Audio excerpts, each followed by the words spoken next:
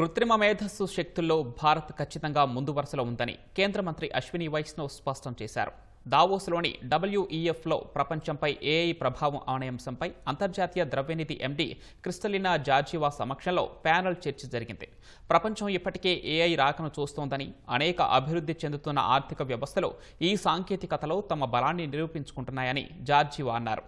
Saudi అరేబియాతో పాటు సమాచార సాంకేతికతపై భారీ పెట్టుబడుల కారణంగా భారత్ కూడా వాటిలో ఒకటిగా ఉంటుందని వివరించారు.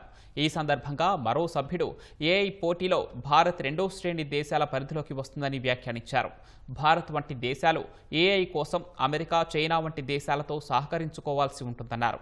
ఈ వాదనలను అశ్విని వైష్ణవ్ తిప్పికొట్టారు. AI పట్ల భారత్ విధానం సమగ్రంగా, సంపూర్ణంగా ఉందని చెప్పారు.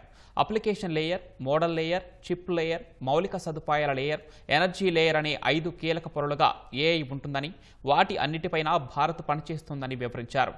సంస్థల స్థాయి వ్యాపార అవసరాలను అర్థం చేసుకుని AI అప్లికేషన్లను రూపొందించడం ద్వారా ప్రపంచవ్యాప్తంగా AI ఆధారిత సేవల అతిపెద్ద సరఫరాదారుగా మారేందుకు భారత్ సిద్ధంగా ఉందని అశ్విని వైష్ణవ్ స్పష్టం చేశారు.